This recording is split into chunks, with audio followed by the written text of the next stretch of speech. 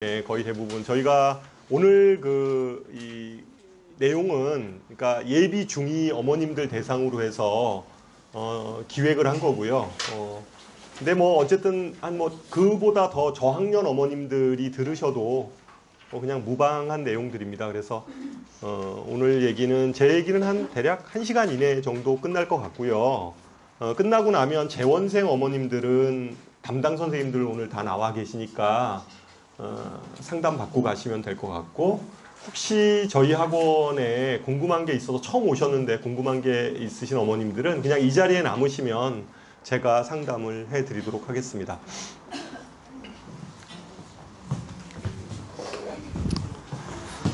이제 2학년 올라가면 1학년 때까지는 자유학기제라 시험도 안 보고 그래서 좀 좋았는데, 2학년 처음 올라가면 이제 처음 학교에서 이제 중간고사 보고 기말고사 보면 깜짝 놀라시는 어머님들이 많이 계세요. 그러니까 이제 아이들도 중학교 올라와서 처음 보는 시험이고 이러다 보니까 의외로 성적들도 좀 잘 안 나오는 경우들도 있고, 그런데 우리가 뭐 중학교뿐만 아니라 오늘 제 얘기는 어떻게 하면 긴 흐름에서 대입까지 생각을 해봐서 어떻게 좀 준비를 해야 될까, 뭐 이러한 부분들에 좀 초점을 맞춰서 말씀을 드리도록 하겠습니다. 어머님들이 뭐 제일 궁금해 하시는 내용들은 주로 이런 것 같아요. 한 선행을 좀 하면 어느 정도 어떤 수준에서 좀 선행을 하는 게 좋을지 뭐 이런 것들도 좀 궁금해 하시는 것 같고요. 중학교 어머님들 같은 경우에. 그 다음에 그냥 일반 고등학교 또는 뭐 자사고 이런 특목고 쪽에 들어갔을 때 어느 정도 해야지 그러면 아이들이 어느 정도의 대학을 좀 가는지 뭐 이런 부분들도 좀 궁금해 하시는 것 같고요. 그죠? 그런 거 궁금해 하시고, 그 다음에 그 학교에서 뭐 어떻게 좀 준비를 해야 되는지 뭐 이런 것들이 주로 관심사인 것 같아요. 그 다음에 또 한 가지는 고등학교를 선택할 때 어떤 고등학교를 좀 선택하는 게 좀 좋을지, 진짜 뭐 이렇게 유리한지 뭐 이런 것들에 대해서도 그러니까 항상 갖는 고민인 것 같아요.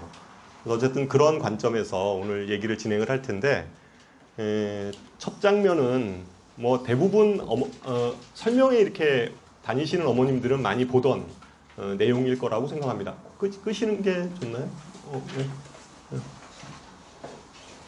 잘 안 보이세요? 뒤에? 괜찮으세요? 앞에 거를 앞에 안 꺼지나? 여기서 꺼야 돼? 거기서 끄는 게 아니라. 예, 그거 끄시면.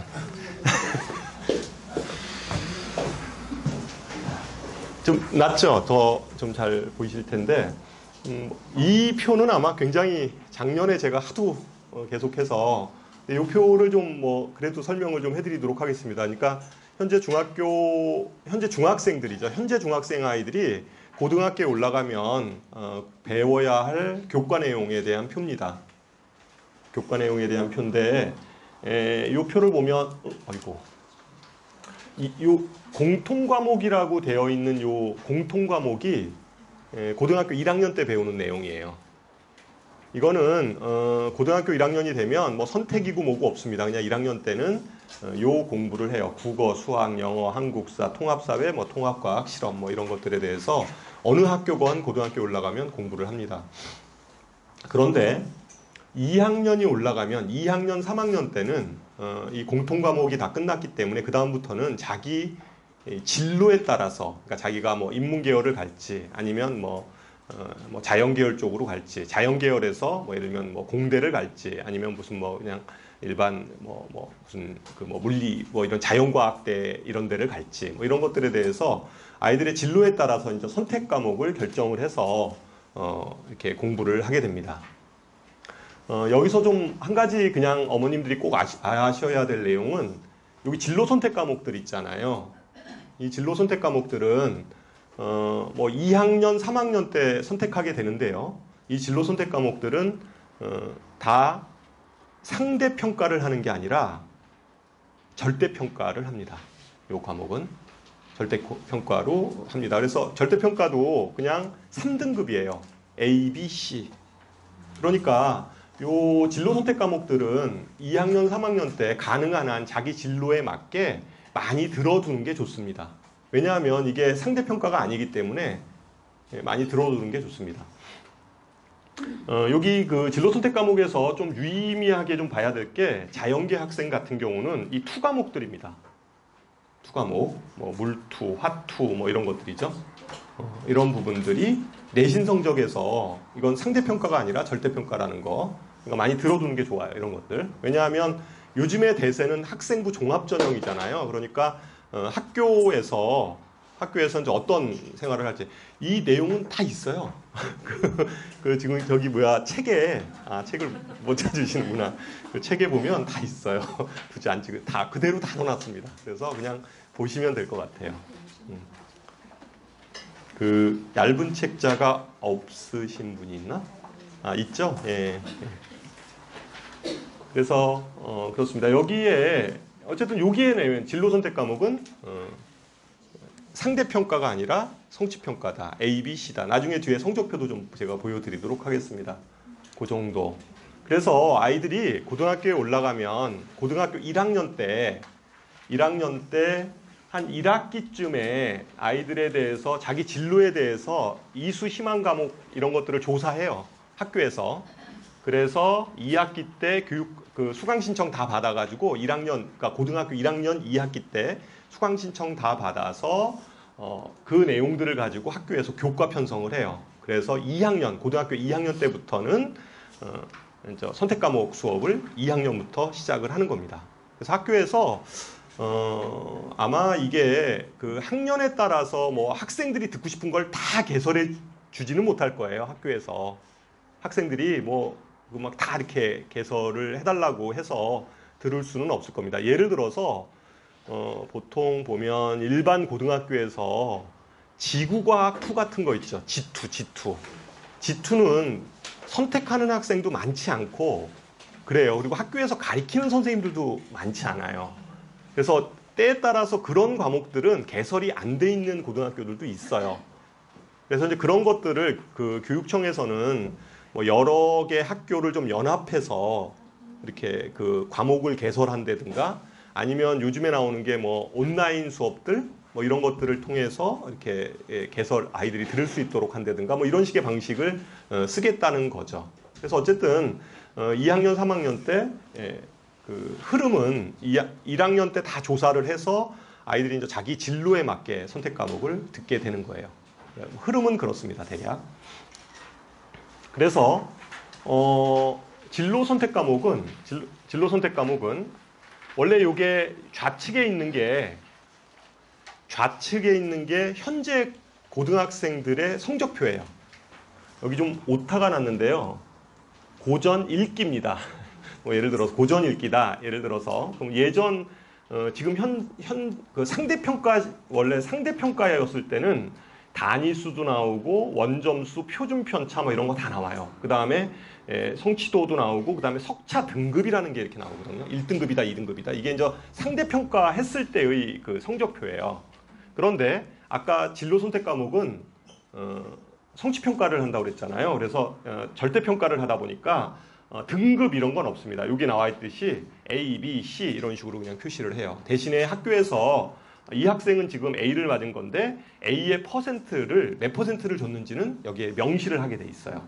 왜냐하면 성적 부풀리기 뭐 이런 것들 때문에 좀 이런 것들도 좀 보려고 하는데 대학의 입장에서 보면은 이러한 진로 선택 과목은 그냥 이수 여부 정도로만 확인을 할 것으로 예상이 됩니다. 그러니까 이 학생이 이러이러한 과목까지도 자기 진로에 맞게 들으려고 했구나 이런 것들을 그냥 보는 정도 수준이에요. 이게 뭐 1등급이다 2등급이다 이런 식으로 명시가 되어 있지 않았기 때문에 괜찮습니다. 그래서 여기는 표준 편차도 다 빠져 있어요.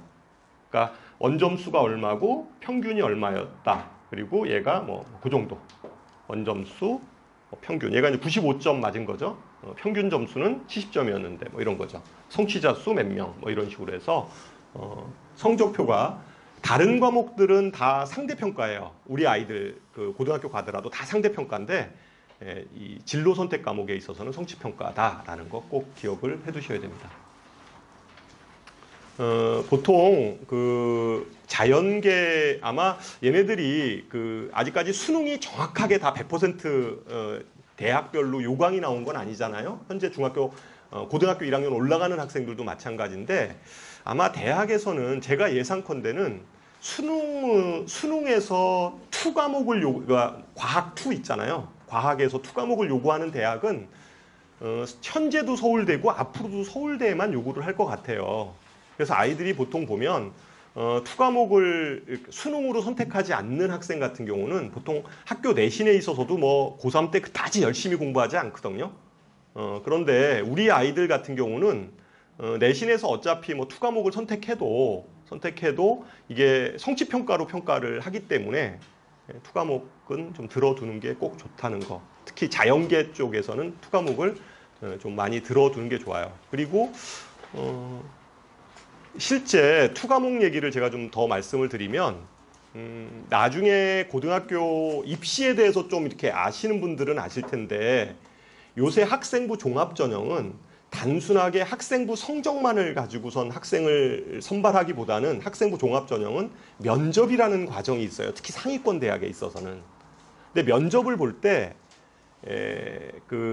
좀 상위권 대학에서의 면접은 지문을 가지고 이렇게 보는 면접이에요. 그러니까 아이들이 한 지문을 읽고 그러니까 문제를 푸는 거예요. 자연계 같은 경우는 뭐 수학 문제 또는 과학 문제 이런 것들을 보통 한 뭐 15분, 20분 내에 이렇게 풀고 면접관 앞에서 대답하고 이러는 거예요.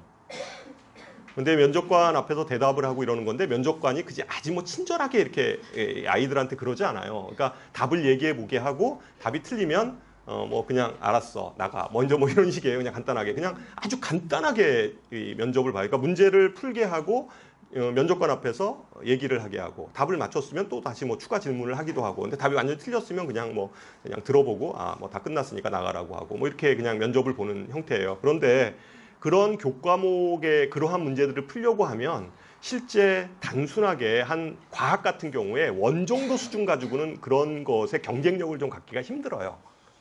그렇기 때문에 내신에 있어서 설사 이게 수능 과목에 자기가 선택을 하지 않는다 하더라도 투 과목 정도를 좀 자기 진로에 맞게 하나 정도는 꼭 준비를 하는 게 좋아요. 나중에 면접이나 이런 것들을 좀 생각을 해서 특히 상위권 대학을 원하는 학생들은 좀 그렇게 하는 게 좋습니다. 그 다음으로 넘어가면 요거 수학 개정 내용에 대해서 말씀을 드리도록 하겠습니다. 요 얘기를 좀 잘 얘기를 해야지 선행학습, 특히 이제 수학의 선행학습에 대해서 어머님들이 관심이 많은데 수학 선행학습을 어느 정도 선까지 좀 할지 이것에 대해서 생각해 볼 수 있습니다. 고등학교 1학년 때 배우는 내용은 요 내용이에요. 고1 해서 여기 단원 수로 보면 6개 단원을 공부합니다. 고등학교 1학년 때 배우는 내용이 6개 단원이에요. 6개 단원을 1학기 때 3단원, 2학기 때 3단원 이렇게 공부를 해요. 1학기 때 3단원, 2학기 때 3단원. 그리고 수원, 여기 그 다음에 나머지 5개가 있어요. 그런데 수원하고 수투는, 요 2개 있죠? 수원하고 수투는 수능에서 공통 과목이에요. 그러니까 수능에서 공통입니다. 그러니까 문과 계열을 가건, 이과 계열을 가건, 무조건 요거는 시험에 요거는 준비를 해야 돼요. 수능에서 반드시 나와야 되는 거고요. 그 다음에 나머지 미적분, 확률, 통계, 기하 요 3개가 있잖아요. 밑에서 요놈 3개가 있는데 요 3개 중에서 하나를 선택하게 돼 있어요. 그러니까 수원수투는 다시 정리하면 수원수투는 공통이고요. 공통으로 보고요. 그 다음에 미적분, 확통, 기하 요 3개 중에서 하나를 선택하는 거예요. 학생들이. 아마 문과 계열 학생들은 이 중에서 확률과 통계를 선택할 것 같고요. 문과 계열 쪽 학생들은 확률 통계를 선택할 것 같고요. 이과 계열 학생들은 학교에 따라 좀 다를 텐데 상위권 대학은 미적분을 지정할 가능성이 커요. 상위권 대학들은 미적분을 지원할, 이과 계열에서는 미적분을 지정할 확률이 굉장히 크다. 과에 따라 좀 다를 수는 있어요. 그리고 예를 들어서 좀 하위권 대학들은 수학에 있어서의 이 선택 과목, 그러니까 미적분, 확률, 통계, 기하를 선택하는 데 있어서 하위권 대학들은 뭐 지정하지 않을 가능성이 커요. 그런 대학들은 그냥 뭐 아무거나 선택해도 우리 학교 올 수 있어 이렇게. 그런데 상위권 대학들은 틀림없이 자연계인 경우는 자연계 학과들은 미적분을 지정할 가능성이 크다 이렇게 돼요. 성적 산출은 어떻게 하냐면 성적 산출은 문과, 이과 그냥 같이 해요. 이 선택 과목이 다르다고 해서 성적 산출을 다르게 하지 않습니다. 수능에서 그러니까 확률 통계를 선택한 학생이건 미적분을 선택을 한 학생이건 같이 성적 산출을 합니다. 그러면 어머님들 생각하기에는 선택 과목에 따라서 유불리가 발생하는 거 아니야? 이런 생각을 할 수 있잖아요. 그런데 그 가능성은 적습니다. 왜냐하면 지금 교과부에서 발표한 내용은 어떻게 성적 산출을 하겠다라고 지금 나오냐면 정해진 건 아니에요. 아직까지. 어떻게 성적 산출을 하냐면 수원, 수투를 75점, 100점 만점에 75점 정도로 만들고요. 나머지 여기 3개, 이거를 이제 학생들이 3개 중에서 하나를 선택하잖아요. 3개 중에 하나에서 그 점수를 25점으로 배점을 맞추는 거예요. 그러니까 위에 거를 요 수원, 수투를 75점, 그다음에 그 3개 중에서 어떤 한 과목을 25점 정도로 맞추는 거죠. 그래서 그거를 합산해서 하는 거예요. 그러면 여기 선택 과목에 있어서의 점수 비중이 작기 때문에 실제 전체 수학 성적에 미치는 영향은 굉장히 작아지죠. 그죠? 이걸 합산해서 100점으로 만들기 때문에 작아져요. 그다음에 또 한 가지는 아무래도 분명히 그래도 여기서 유불리가 나올 수 있잖아요. 예를 들어서 확률 통계 시험은 되게 쉬웠는데 미적분 시험은 너무너무 어려웠어요. 그러면 유불리가 발생할 수 있죠. 그럴 수 있잖아요. 그래서 틀림없이 이 선택 과목에 있어서의 난이도는 높지 않을 거다. 선택 과목의 난이도는 높게 낼 수가 없어요. 그래서 오히려 실제 수학 성적의 당락은 수원, 수투에서 결정될 가능성이 커요. 그렇다고 해서 뭐 미적분, 확률 통계, 기하를 공부 안 할 수는 없죠. 하긴 해야 되는데 그것도 어쨌든 25점이 들어가니까 공부는 하는데 변별력은 수원, 수투 쪽에서 생기지 않을까 이렇게 생각을 합니다. 이게 대부분의 의견이에요. 이렇게 됩니다. 뭐 그냥 참고로 얘기를 하면 그래서 문과 학생들은 그러니까 문과 계열을 가려고 하는 학생들은 수원, 수투, 확률 통계 이 3개만 공부를 하겠죠. 내신에 있어서도 이거를 다 하진 않을 거예요. 이걸 다 하진 않을 거고 이과 학생들은 학생부가 좀 중요해지는 시기이기 때문에 어쨌거나 이제 입학사정관들이 얘가 자기 진로에 맞게 교과를 학교에서 내신 과목들을 선택했는지를 볼 거 아니에요. 그러니까 이과 학생들은 기본적으로 수원, 수투뿐만 아니라 뭐 미적분도 할 거고 내신으로는 확률 통계도 할 거고 기하 이런 것들도 공부를 할 거라는 거죠. 그러니까 이과 아이들은 이거를 다 공부를 해야 되고요. 문과 아이들은 어쨌든 수학의 중요성이 크게 이 진로에 있어서 크지 않기 때문에 수원, 수투, 확률 통계 이 정도만 아마 학교 내신으로는 선택할 거라고 생각을 합니다. 좀 교과 과정이 좀 바뀌긴 했는데 여기서 좀 보면 미적분에 해당하는 게 요 수투예요. 여기 보면 함수의 극한과 연속, 미분, 적분 이게 수원이에요. 그러면 여기서 이 미적분은 뭐냐? 여기서 써 있는 미적분은 어떤 거냐면 이과 학생들이 좀 더 추가로 더 공부해야 되는 미적분이 심화 미적분 내용이에요. 이과 학생들이 요구하는, 이과 학생들한테 요구하는 뭐 공업수학이나 이런 것들을 공부하려면 이제 알아야 되는 그런 미적분들이죠. 그래서 이렇게 됩니다. 혹시 뭐 질문 있으면 그냥 중간중간 얘기하셔도 돼요.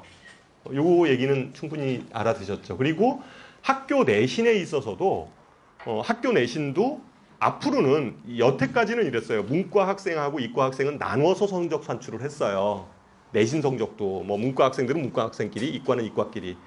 근데 지금 수능이 이렇게 통합이 됐기 때문에 수능도 그렇고 학교 내신도 마찬가지로 문이과를 합산해서 성적 산출을 하게 돼요. 그럼 이제 어떤 문제가 생기냐면 과연 문과 계열의 학생들하고 이과 계열이 합산해서 그 성적 산출을 하면 어떤 상황이 벌어지는지에 대해서 한번 여기서 검토를 해보도록 하겠습니다. 문과 계열하고 이과 계열이 같이 그 성적 산출이 되면 누가 불리해져요? 누가 불리해져요? 문과하고 이과가 성적 산출을 같이 하면 그냥 일반적으로 누가 불리해져요? 문과 애들이 그렇겠죠. 문과 애들이 원래 예전으로 보면 좀 수학 성적이 좀 낮은 아이들이 문과 계열을 지원을 했으니까. 그리고 아까 보면 알겠지만 이과 애들은 수학 공부량이 엄청 많잖아요.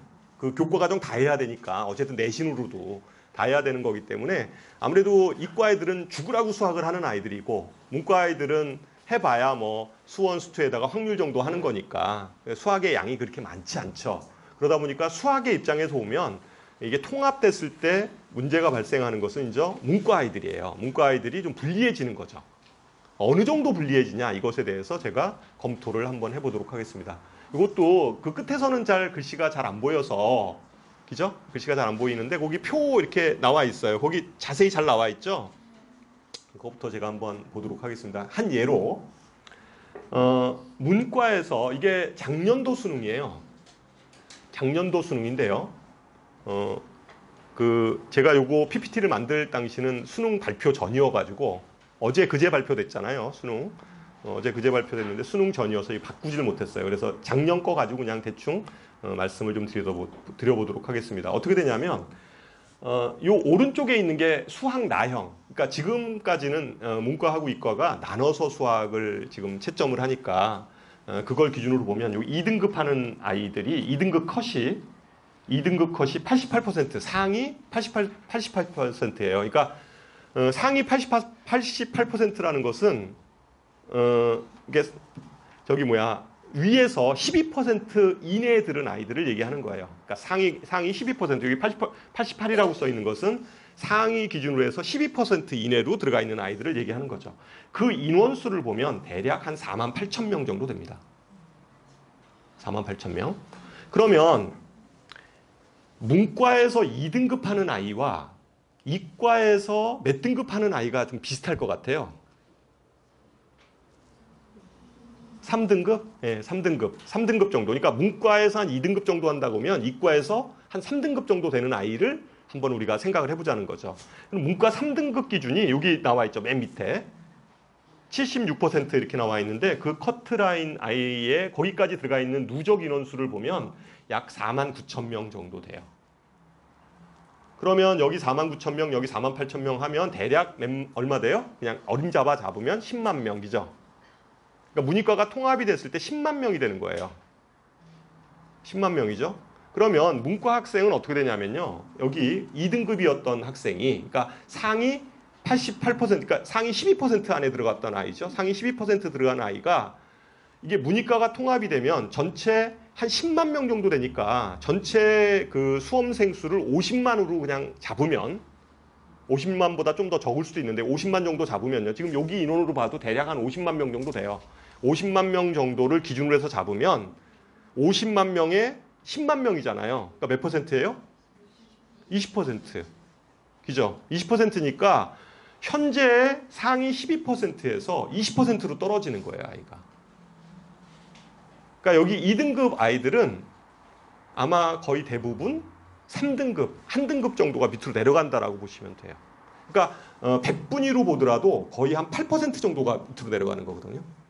그러니까 상위 12% 아이가 상위 20%로 떨어져 나가는 거니까요. 그죠? 그래서 아마도 한 2등급 정도 되는 아이들은 3등급의 숫자를 이제 받지 않을까 이렇게 예상이 되는 거죠. 한 등급 정도. 그러니까 문과 계열 아이들은 이제 이렇다는 거예요. 이과 계열 애들은 뭐 그냥 그대로 가겠죠. 뭐 3등급 했던 애들이 그대로 3등급 이렇게 가는데 문제는 이제 문과 계열이 어느 정도 이렇게 떨어지는가에 대해서 생각을 해보는 겁니다. 학교에서도 마찬가지겠죠. 그죠?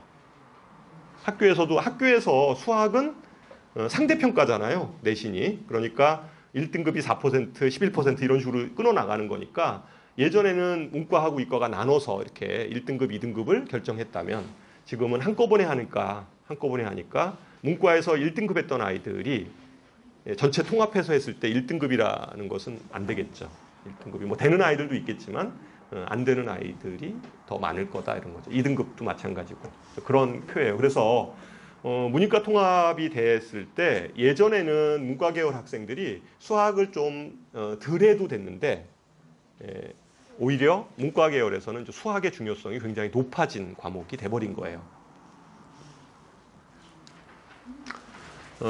그래서 고등학교에 올라가면 제가 왜 이 얘기를 지금 이렇게 쭉 얘기를 하냐면 그냥 고등학교 상황을 좀 보시고 분당에 있는 고등학교 상황을 보시고 선행을 어디 정도까지 좀 하는 게 좋을지 이것을 좀 가늠해 드리기 위해서 제가 말씀을 드립니다.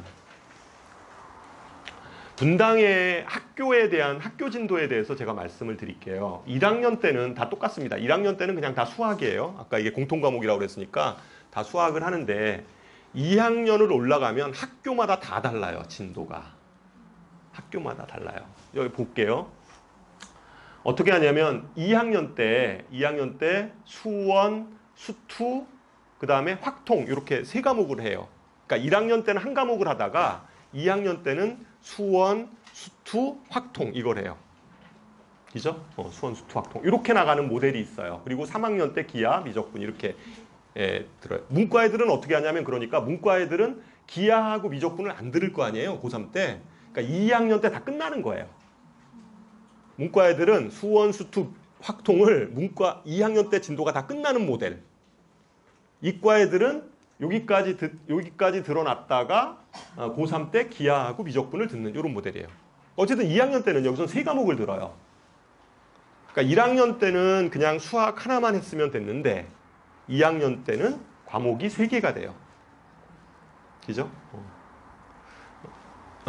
이 얘기는 뭐냐면 실제 일선에서 이렇게 아이들을 가리키다 보면 학원에서 가리키다 보면 선행학습을 할 수 있는 시기는요. 1학년 때까지예요. 최대한 잡아도. 2학년이 올라가면요. 선행학습 할 시간은 없어요. 그냥 학교 진도 쫓아가기 바빠요. 그거 내신 준비해 주다가 바빠요. 그 정도 또 수준으로 해야 되고. 그래서 2학년 때 무슨 선행을 하고 이런 건 없어요. 그래서 모든 선행 과정의 끝은 1학년 겨울방학이 끝이에요. 고등학교 1학년 겨울방학이 끝이다. 그냥 그 실력 가지고 가는 거예요. 그냥 2학년 때는 이렇게 과목이 많기 때문에 이때 무슨 선행을 하면서 뭐를 하고 이런 거는 불가능해요. 불가능합니다. 그래서 그러니까 오히려 내신이 안 나와요. 그렇게 되면. 그래서 고등학교 2학년 때부터는 선행 같은 건 없습니다. 그냥 학교 내신 내신 준비하면 내신 준비가 수능 준비 이런 식의 개념으로 그냥 진행을 하고 있어요. 그 다음에 이런 모델이 있어요. 고등학교 2학년 중에 문과건, 이과건 수원, 수투만 해요. 문과건, 이과 애들도 이렇게 해요. 그냥 수원, 수투만 하고 3학년 때 가서 문과 애들은 요거 하나 선택하는 거죠. 확통 하나 선택하고 이과 애들은 저거 3개를 해야 돼요. 이런 학교의 모델은 문과 애들한테는 좋죠. 좋잖아요. 문과 애들한테 좋죠. 뭐 2학년 때 하고 3학년 때 나눠서. 근데 이과 애들한테 입장에서 보면 어떻게 돼요? 3학년 때 이 3개를 다 해야 돼요. 뭐 수능 준비도 해야 되고 이러는데 무슨 내신에서 3개를 다 해요. 수학이 좀 약한 이과 아이들 있죠. 어차피 학생부를 버린 아이들. 2학년 때 학생부 버린 아이들도 있을 수 있잖아요. 난 학생부는 대학 가지 않아. 난 수능으로 그냥 갈 거야. 그러면 학생부 버릴 거면 이거 3개 다 할 필요 없잖아요. 그죠? 이 중에서 하나 선택해서 하면 되잖아요. 그게 확통이건 미적분이건 간에. 이런 아이들한테는 괜찮죠. 문과 애들한테 괜찮아요. 그죠? 이런 모델. 문과 애들한테 좀 괜찮다. 여유롭다. 그리고 이과 학생 중에서 좀 이렇게 하위권 아이들은 수학에 대한 부담 없는 학교죠. 수원수투만 하면 되니까. 그죠? 이런 학교들은 이제 그래요. 근데 좀 상위권 애들한테는 별로 이렇게 그다지 이렇게 하면 너무 좀 하중이 고3 때 너무 내신 하중이 너무 커져가지고 그죠? 좀 별로인 케이스죠. 그래서 이러한 모델도 있고요. 요 모델도 있어요. 이 학교는 분당에 하나예요. 하나인데 딱 한 학교가 이래요. 한 학교인데 제가 어느 학교인지는 얘기를 안 할게요. 근데 이 학교가 이렇게 결정을 했다가 반발이 있었나 봐요. 반발이 있어가지고 이걸 다시 좀 뒤집었어요. 그래서 지금 다시 논의하고 있다는데 하여튼 제가 어딘지는 얘기는 안 할게요. 하여튼 이렇게 나와요. 이게 어떻게 나오면 수원을 해요. 수원을 요때 1학기 때 하고요. 수원을 끝내버려요. 그래서 2학기 때는 수투를 해요. 수투를 나가면서, 그러니까 이게 다 수투를 하면서 미적분을, 이게 바뀌었네요. 이거 바뀌었어요. 이게 어떻게 가느냐면, 이거 좀 여기가 수원이고 여기가 수원이에요. 수원. 여기가 수원, 여기가 밑에가 수투예요. 여기 바뀌었어요. 이거 요 1하고 요 2가 바뀌었네요. 교재는 바뀌어져 있지 않나요? 안 바뀌어 있어요? 그렇게 돼 있어요. 이게 어떤 모델이냐면 이런 거예요. 아까 제가 수투가 뭐라고 그랬죠? 아까 수투 내용에 뭐가 있다고 그랬죠? 미적분이 있다고 그랬잖아요. 그러니까 요 과목 수투하고 여기 심화 미적분하고는 이게 연계성이 있어요. 그러니까 수투를 공부해야지 미적분을 공부할 수 있는 이런 연계성이 있는 과목이에요. 수투하고 미적분만 그래요. 수학에서. 그래서 이 학교는 어떻게 이제 짠 거냐면 요 수투를 여기가 들어왔으니까 1학기 때 수1하고 수투 앞부분을 해놓는 거예요. 수투 앞부분을 해놓고선 2학기 때 가서 그 수투 배운 거 가지고 미적분을 나가겠다 이거예요. 끝내지는 못할 것 같아요. 이게 이제 3학년으로 이게 좀 끝내지는 못하고 좀 이게 여기에 좀 걸려서 들어갈 것 같긴 한데 하여튼 학교에서는 이렇게 짰어요. 근데 이 모델은 너무 좀 욕심이 과한 것 같아요. 이과 학생들한테는 문과 학생들한테는 뭐 괜찮겠죠. 어차피 문과 학생들은 미적분을 결정하지 않을 테니까. 근데 이과 학생들한테는 너무 좀 가혹한 시간표예요. 너무 많잖아요. 그죠? 수원, 수투, 미적분까지 해야 되니까 시간표가 좀 많아요. 분당에 딱 한 군데 있어요. 근데 거기 지금 이거 가지고 이게 논란이 돼서 다시 검토하고 있는 것 같아요. 그 다음에 요 모델이 있어요. 요 모델은 수원 수투를 하고요. 수원 수투를 하는데 확통 대신에 기하를 집어넣었어요. 기하. 이 기하는 이과 애들만 선택하게 되잖아요. 그리고 이 기하라는 요 과목은 아까 그 진로 선택 과목에 들어가 있어요. 그러니까 상대평가를 안 해요. 그러니까 요 모델도 굉장히 좋은 모델이에요. 문과 애들한테도 괜찮고 이과 애들한테도 좀 이 기하라는 요 단어는 이건 진로 선택 과목이니까 성취평가로 그냥 하는 거니까 부담이 없잖아요. 그러니까 2학년 때 조금 문과 애들한테도 괜찮고 이과 애들한테도 괜찮고 그러면서 고3 때 확통하고 미적분만 더 하면 되니까 그러니까 요 모델도 좀 괜찮은 모델 중에 하나예요. 요 모델. 근데 요 모델은 분당에 이것도 많지는 않아요. 분당에서 제일 많은 모델은 요 모델이에요. 모르겠어요. 저도 왜 이게 이렇게 되는지. 하여튼 요 모델이 제일 많아요. 요 모델이 제일 많고 요 모델은 분당에서 저희가 지금 조사한 바로는 한 5개 정도. 4개, 5개 정도? 요 정도가 요 모델이에요. 그 다음에 요쪽 모델이 있어요. 이것도 한 학교예요. 하나.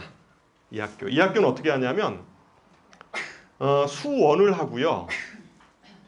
수원을 하고 이건 이과 학생들 모델이에요. 요 지금 맨 마지막에 여기 써 있는 건 이과 학생들 모델인데 보이세요? 맨 마지막 오른쪽에 있는 거 이과 학생들 모델인데 수원을 1학기 때 공부하고 기하를 공부하고 기하는 이렇게 들어가 있어요. 이거는 뭐 진로 선택 과목이니까 괜찮죠. 부담이 없고 2학기 때 확통을 끝내요. 수원, 확통 이렇게 끝내요. 그럼 수투를 안 했잖아요. 수투가 미적분이라고 그랬잖아요. 그러면 고3 때 가서 수투도 하고 미적분도 하고 이렇게 하냐? 그렇지 않고요. 이때는 심화 수학을 하겠대요. 이 심화 수학을 하면서 수투와 미적분을 한꺼번에 통합해서 가르치겠다 이거예요. 그러니까 그냥 이게 심화 수학이라는 거는 사실은 이게 뭐냐면 특목고나 이런 데서 선택하는 교과목이에요. 일반 고등학교에서는 이렇게 선택하지 않는 교과목이에요. 아니 그러니까 미적분을 그냥 여기라는 이름에 미적분을 한꺼번에 문과 미적분하고 이과 미적분을 한꺼번에 가르치겠다라는 거예요. 3학년 때. 그 전에 수원, 확통, 기하는 다 끝내놓고 미적분을 집중적으로 고3 때 심화 수학이라는 그냥 명칭 아래 가르치겠다라는 게 그 학교의 지금 이 생각이에요. 그럼 문과 애들은 어떻게 하냐? 문과 애들은 여기서 수원하고 확통하고요. 수원하고 확통하고 이쪽에 수투를 문과에 해당하는 그냥 수투 정도만 하겠다는 거죠. 문과 애들은. 문과 애들은 어차피 수원 해야 되잖아요. 그리고 확률과 통계도 해야 되잖아요. 그러니까 수원 확통을 문과 애들은 하게 하고 3학년 때 미적분을 그냥 문과에 해당하는 미적분만 가르치겠다. 이런 지금 전략이죠. 전략 자체가. 이런 학교예요. 이 학교가 어디예요? 낙생고. 낙생고, 이게 낙생고. 낙생고. 아, 이 학교도 가르쳐 드릴까요? 운중인데, 운중이에요, 운중. 운중인데, 바뀔 수 있어요. 저렇게 나왔다가, 바뀔 수 있어요. 대부분의 학교는 이 모델이 많고요. 그러니까 분당은 이 5개 모델이 다 있어요. 그러니까 복잡해요. 복잡해요. 복잡해서 대부분은 요 모델이 많고요. 그리고 그 다음에 요쪽 모델도 좀 있고 이 모델도 있어요. 그러니까 여기는 두 학교니까 이건 뭐 별거 아니고 요쪽에 이게 이 학교하고 이 학교는 두 학교니까 그냥 그렇고 나머지는 뭐 대부분 요 3개 모델에서 만들어져요. 요 3개 모델. 요 모델도 있어요. 그냥 수원수 때만 하는. 예? 많진 않아요. 이것도 한 2-3곳 정도 되는데 아직까지 이게 매년 바뀌어서 지금 올해가 이게 첫 해거든요. 현재 고등학교 1학년 애들 첫 해이기 때문에 이게 좀 몇 번 시행착오를 겪을 거라고 생각을 해요. 그래서 현재 중학교 2학년 어머님들이 고등학교 들어갈 때쯤 되면 학교가 좀 어느 학교는 어떤 모델 이게 좀 정해질 것 같아요. 그거는 뭐 다음번에 제가 또 좀 조사해서 하는데 전체적으로는 이렇게 간다는 거예요. 그래서 제가 이제 말씀드리고 싶은 것은 뭐냐면 이 1학년 때는 사실은 1학년까지만 생각한다면 아이들에 대해서 선행학습 굳이 시킬 필요는 없어요. 1학년까지, 고등학교 1학년까지만 본다면. 그렇잖아요. 요 수학 하나만 하면 되는 거니까 굳이 그럴 필요가 없는데 중학교 때 이렇게 선행학습을 시키는 이유 중에 하나는 2학년 때문에 그래요. 고2 과정이 어쨌든 간에 복잡해요. 이게 좀 양이 많죠. 그러니까 1학년에 비해서는 2학년 때 과목이 3개나 되니까 일선 선생님들 같은 경우는 이렇게 얘기를 해요. 어쨌든 각 과목이 3개로 이루어져 있어요. 3개, 3단원으로. 각 단원은 3단원으로 이루어져 있어요. 그러면 사실은 고등학교 1학년 과정의 이 수학이 아까 몇 단원이라고 그랬죠? 6개 단원이에요. 1학기 때 3단원, 2학기 때 3단원, 6개 단원이잖아요. 기잖아요. 그리고 수원도 3단원. 그죠? 이게 한 학기 과정이니까. 수투도 3단원. 그 다음에 기하도 3단원이에요. 그러면 2학년 때 3단원뿐이 안 늘은 거 아니냐라고 얘기하실 수 있어요. 아, 1학년 때, 그렇잖아요. 단원으로 얘기하면 3단원 늘은 건데 뭐가 부담이 되냐 이렇게 얘기할 수 있지만 그거는 아니에요. 제가 보기에 과목이 늘어난 거예요. 실제 이 과목 수 자체가 이거 다 따로 평가하는 거거든요. 고등학교 1학년 때는 그냥 수학 하나만 공부를 하면 돼요. 그러니까 그냥 수학이라는 중간고사, 기말고사 볼 때 수학 그거 한 번만 보면 돼요. 근데 2학년부터는 수학 시험이 2번이에요. 2번이에요. 이렇게 수원 보고 기하 보고 2번을 봐요. 그러니까 중간고사 기간에 수학 날짜가 2번 들어가 있어요. 이과가 문과건 이과건 지금 저 얘네들 같은 경우는 그렇게 되죠. 2번 들어가. 이런 학교만 한 번 보죠. 수원만 하나만 보는 건데 이런 학교는 이거 2군데인가? 이거 얼마 없어요. 그리고 이거 아마 이렇게 하는 건 이게 학부모 회의나 이런 쪽에서 반발이 있어서 나중에 이거 바뀔 거예요. 문과 애들한테는 괜찮은데 이과 애들한테는 굉장히 가혹한 3학년 때 너무 하중을 주는 프로그램이거든요. 그래서 어쨌든 이 상황은 좀 이래요. 전체적인 상황은. 이것도 뭐 저번 제가 강의 때 좀 보여드렸던 얘기인데 어머님들, 그러니까 중학교 어머님들이 이제 많이 착각을 하시는, 이제 착시 현상 때문에 그래요. 어머님들이 잘못돼서 그런 게 아니라 어머님들이 착시 현상 때문에 그런데, 중학교 때 보통 수학에서 또는 뭐 다른 과목들도 마찬가지인데 보통 A를 맞는 비율을 찾아보면 학교별로 한번 학교 알림이나 이런 데 들어가 보면 A 맞는 학생 있잖아요. A. 그 학교에서 몇 점 맞았는지 이런 건 안 나오잖아요. 성적표에 나와요? 안 나오죠. 아이 입으로 다 맞았어 뭐 이런 거는 알 수 있지만 실제 그 A를 맞는 비율은 거의 학교별로 수학 같은 경우도 한 30% 이상 돼요. 학교에서 30% 정도가 A를 받고 있어요. 중학교 때. 그러면 30%면 고등학교로 얘기하면 30%면 몇 등급이에요? 4등급이에요.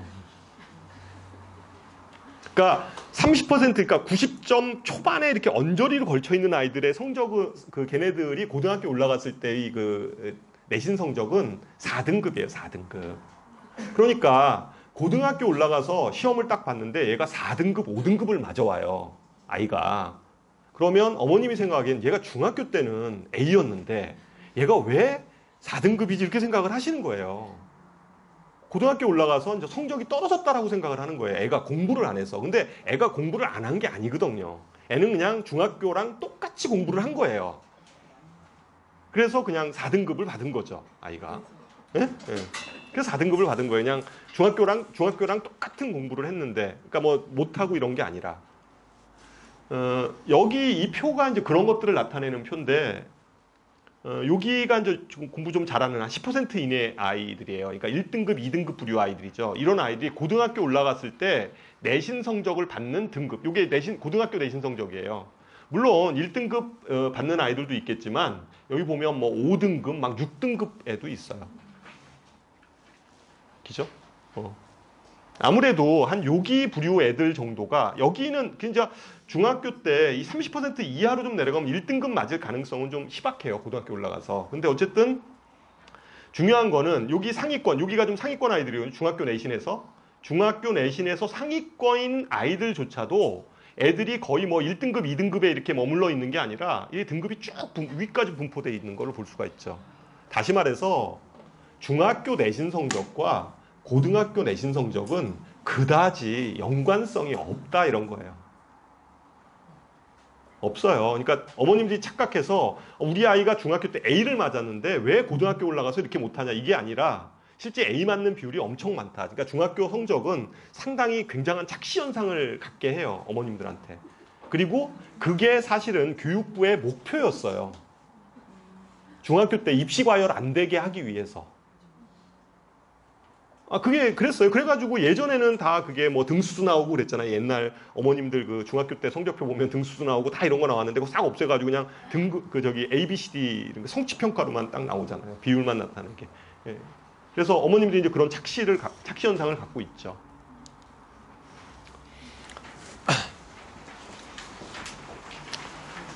제가 그냥 요 표는 어떤 거냐면 뭐 무슨 대입시 얘기를 하고 싶은 게 아니라 고등학교 들어가면, 그러니까 대학교를 들어가기 위해서는 어느 정도 해야 되는지에 대해서 제가 좀 말씀을 좀 드려볼게요.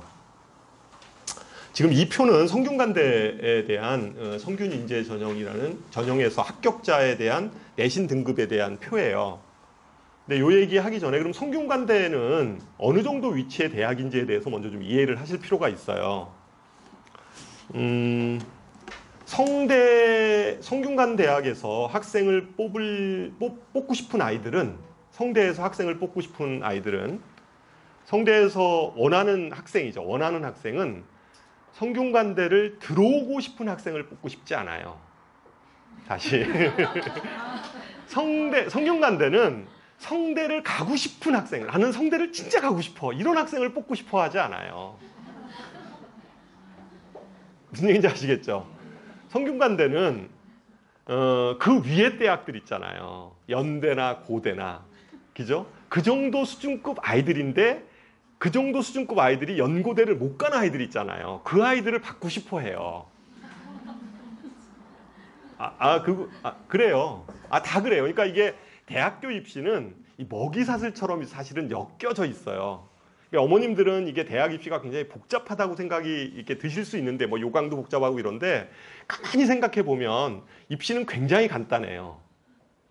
어머님들 아마 제일 들어가기 힘든 대학이 어느 대학이라고 들었어요? 대학 중에서 제일 들어가기 힘든 대학. 이거 뭐 개그 아니에요. 무슨 개그 아니고, 서울대보다 오히려 연대 들어가기가 힘들다 이런 얘기 혹시 들어보셨나요? 연대 같은 경우는 어떤 학생을 뽑고 싶어 할까요? 그렇죠. 서울대급 아이들을 뽑고 싶어 하는 거예요. 연대를 오고 싶어 하는 아이들을 뽑고 싶은 게 아니라 서울대급 아이들을 뽑고 싶어 해요. 연대는. 그렇잖아요. 근데 서울대급 애들을 그러니까 서울대를 가고 싶은 아이들인데, 서울대를 쓰는 학생들은 어떤 마음으로 쓰냐면, 서울대를 꼭 가고 싶은 아이들은 서울대를 써요. 하지만 얘도 마지노선이라는 게 있잖아요. 그러면 내가 서울대 떨어지면 연대까지는 그래도 붙으면 나 갈 마음이 있어. 이런 생각을 가지고 연대를 수시를 쓴다고요.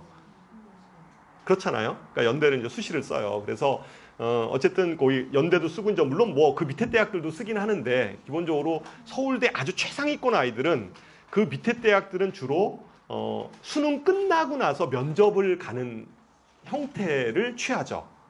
그러니까 연대를 쓸 때는요. 연대는 그냥 수능 전에 면접 보는 것도 가요. 서울대 쓰는 아이들은. 왜냐하면 서울대 떨어질 수 있으니까. 그러니까 수능 전에 연대에서 학생을 모집을 해도 그러니까 면접 보는 학과가 있잖아요. 그러니까 연대는 두 가지 전형으로 그러니까 세 가지인데 크게 세 가지 전형으로 수시 전형을 뽑아요. 그냥 상식적으로 제가 좀 이해를 돕기 위해서 말씀을 드리면 하나는 뭐가 있냐면 면접형이라는 게 있어요. 면접형. 면접형은 학생부 교과 성적이 굉장히 좋아야 돼요. 면접형이라는 게 있고 수시에서 그 다음에 활동형이 있어요. 활동형은 면접형보다는 조금 내신이 떨어지기는 하지만 비교과가 좀 좋은 아이들 있죠. 내신 성적도 좀 되고 그거보다는 아주 높지는 않지만 그래도 비교과가 좀 준비되어 있는 아이들이 보통 활동형을 써요. 그리고 특목고나 자사고 아이들은 그 정도 내신 성적이 안 되기 때문에 보통 면접형이나 활동형보다는 어느 쪽에다 쓰냐면 주로 그 특기자 전형이 있어요. 연대는 특기자 전형으로도 인원을 많이 뽑아요. 그래서 특기자 전형 쪽으로 주로 원서를 내서 써요. 그러니까 특목이나 자사 쪽은 내신 성적이 불리해서 저런 그 면접형이나 활동형 써봐야 1단계 통과가 좀 힘들어요. 그래서 주로 이제 특기자 전형 쪽으로 아이들이 이렇게 집어넣는 편인데 어쨌든 면접형은 수능 전에 이루어져요. 활동형은 수능 끝나고 연대도 이제 이루어지고, 그러니까 면접이나 이런 것들이 이제 끝나고 나서 이루어지는데 면접형은 수능 전에 해요. 그럼 수능 전에 수시 면접장에 얘가 나타났다는 얘기는 그렇잖아요. 나타났다는 얘기는 서울대 그러니까 만약에 서울대가 떨어지고 연대를 붙었어요. 그런데 얘가 수능을 대박을 쳤어요. 그러면 얘가 수능을 대박을 치면 정시로도 서울대를 갈 수 있잖아요. 그렇잖아요. 수능을 대박을 치면 그러니까 그 수능으로도 갈 수 있는데 연대에 수시를 붙었기 때문에 그냥 연대로 납치를 당할 수밖에 없는 거예요. 그래서 연대는 그러니까 코로나 면접형을 수능 전에 이렇게 딱 포진을 한 이유가 뭐냐면 서울대급 아이들 있잖아요. 그러니까 서울대도 집어넣고 연대도 집어넣는다는 거죠. 서울대도 집어넣고 연대도 집어넣었을 때 분명히 하여튼 연대까지는 집어넣으니까 서울대급 아이들은 연대까지 집어넣으니까 이제 아이들 서울대 떨어진 아이들을 납치를 해야 되겠다 이런 생각을 하는 거죠. 그렇잖아요. 수시 떨어졌는데 그 서울대 정도를 쓸 정도 되면 수능도 잘 볼 거 아니에요. 그런 아이들을 미리 사전에 납치를 하겠다 이런 전략을 써서 이제 앞에다 딱 집어넣는 거죠. 그리고 연대는 가만히 생각해 보면 연대는 서울대 다음 학교잖아요. 서울대 다음 학교다 보니까 서울대는 거의 수시 전형으로 한 75% 정도 뽑아요. 75, 70 거의 그 정도 뽑아요. 75% 정도. 그러니까 서울대는 정시로, 그러니까 수능으로 들어갈 수 있는 인원이 굉장히 작아요. 그러면 연대 입장에서 보세요. 연대 입장에서 보면 어차피 서울대에서 이제 수시로 다 뽑아 나갔잖아요. 뽑아갔으니까 정시가 되면 정시 시즌이 되면 서울대에서 뽑는 인원은 아주 적을 거 아니에요. 그러니까 연대 입장에서 보면 정시로 넘어가면 그 다음 학교가 어디예요? 서울대 다음 학교가 어디예요? 뭐 고대라고 얘기하시는 분들도 있는데 아니에요. 학생들은 연대를 좋아해요. 학생들은 연대를 좋아하는데 이제 고대는 약간 좀 지방 애들이 좀 많이 이렇게 오는 편이고 아니 진짜로 그래. 제가 뭐 폄하해서 그런 게 아니라 진짜로 그래. 그래서 실제 이제 연대가 그 다음 순위예요. 그러니까 연대는 수시에서 있잖아요. 악착같이 뽑으려고 하지 않아요. 수시에서 악착같이 안 뽑아요. 그래서 보면 주변에 한번 보세요. 수시로 연대 들어갔다는 소식 이렇게 들어보셨어요? 전국에 고등학교가 한 2,000개 돼요. 근데 수시로 뽑는 인원이 그 연대에서 수시로 뽑는 인원 해봐야 뭐 한 1,000명 안 될걸요. 그냥 학생부 뭐 교과 뭐 다 해가지고 1,000명이 안 돼요. 근데 그 인원조차도 연대에서는 열심히 안 뽑아요. 안 뽑아요. 그러니까 원래 연대에 있어서의 연대 수시 붙잖아요. 연대 수시 붙은 아이들은 다 서울대하고 중복으로 합격되는 경우가 많아요. 그래서 그걸 우리가 충원율이라고 하는데, 연대에서 아무리 합격을 해놔도 걔들이 등록을 안 해. 다 서울대로 도망가 버리는 거예요. 그럼 연대 입장에서 보면 그 아이들이 그 다음 아이들을 다시 해가지고 또 충원을 해야 되잖아요. 근데 연대는 딱 한 번만 인터넷에 올려요. 추가 합격자를. 근데 그것도 애들이 잘 등록을 안 해. 그럼 연대는 그 다음에 막 전화해서 막 뽑아야 되잖아요. 아이들을 추가로. 수시에서 뽑아줘야 되잖아요. 막 전화를 몇 번씩이나 하고 막 이래야 되잖아요. 안 해요, 걔네들. 어차피 정시로 넘어가면 어차피 우리 학교 오게 돼 있어. 그런 애 있잖아. 수능 성적 좋은 애들. 그러니까 공부 잘하는 애들은 두 가지 부류 아니에요? 학교 내신 성적이나 활동을 잘하는 아이. 또 하나는 수능 성적이 아주 우수한 아이. 둘 중에 하나일 거라는 거죠. 그러니까 정시에서 학생들 그냥 뽑아낼 수 있다고 확정이 드니까 연대 같은 경우에는 그러지 않죠. 그러면 고대 입장 한번 생각해요. 고대는 수시로 뽑는 인원이 엄청 많잖아요. 논술 전형 없애면서 다 학생부로 뽑아요, 고대는. 그 이유가 뭐예요? 다시 또 연대하고 관련이 있는 거예요. 어차피 서울대 가래들 있잖아요. 그쪽은 서울대 쪽으로 다 뽑히고, 서울대를 쓴 애들은 연대처럼 절대로 자기네 학교에 그 앞에 그 수능 전에 면접 보고 이런 전형에 잘 안 써요. 잘 안 쓰니까 연대 같은 경우는 어떤 생각을 하는 거냐면, 차라리 그러니까 연대는 정시 쪽에 그러니까 굉장히 포커스를 많이 두는 학교예요. 정시로. 연대 스타일은 서울대 다음에 연대라고 생각해서 정시로 좀 인원이, 그러니까 2월 인원이 굉장히 많아요. 연대 쪽은. 다른 학교에 비해서 굉장히 많은 학교 중에 하나예요. 근데 고대까지 그게 넘어오진 않아요. 그러니까 고대는 차라리 그럴 바에야 우리는 그러면 내신 성적 좋은 아이들 있잖아요. 이런 애들을 초반에 한꺼번에 확 그냥 몰아서, 그래서 심지어 고대는 요번에 입시 요강 바뀌면서 4% 이내 재학생 4% 이내는 다 추천 전형으로 그냥 학교에서 뽑아버리는 거예요. 그러니까 모집 인원수가 5배수 막 이래요. 모집 인원의 5배수까지 뽑아놓는 거예요, 이렇게. 대신에 거기에 최저를 좀 높게, 수능 최저 기준을 굉장히 높게 만들어 놓고, 그러니까 좀 그걸로 거르는 거죠. 그걸로 거르면서 학생들을 좀 뽑으려고 하는 이런 거예요. 이 성대 같은 학교는 성대, 한양대, 서강대죠. 그 바로 밑에가. 우리가 보통 서울대, 연대, 고대, 그다음에 이제 서성한이잖아요. 서성한이니까 요 학교들의 이제 모습은 그 위에 이제 연대, 고대 학생들 중에서 좀 이제 거기서 좀 떨어지거나 좀 그런 아이들을 미리 이제 이렇게 좀 뽑아내야 되니까, 오히려 이런 학교들은 또 여기도 이제 먹이사슬처럼 서울대로 빠져나가고 연대, 고대로 빠져나가니까 이런 데는 충원율 있잖아요. 이런 그 성균 인재 같은 충원율, 이건 교과 전형이에요. 교과 전형인데 이 교과예요. 그러니까 성대도 두 가지 전형이 있어요. 교과 전형이 있고요. 이렇게 성균 인재, 그다음에 또 하나는 글로벌 인재라고 있어요. 글로벌 인재는 학생부 종합 전형이에요. 그래서 이건 내신 성적이 조금 좀 낮고 비교과 활동이 좀 있어도 좀 쓸 수 있는 전형이고, 이 전형은 교과 성적이 굉장히 높아야지 쓸 수 있는 전형이에요. 이 전형은 그러니까 교과 성적이 높아야지 쓰는 전형인데, 이 성균 인재 전형은 충원율이 보통 한 공대 같은 경우는 한 300% 돼요. 300%라는 건 뭐냐면 100명을 뽑는다고 가정을 했을 때, 그죠? 100명을 뽑는다고 발표를 해요. 그러니까 100명을 뽑아놨어요. 아무도 등록을 안 하는 거예요.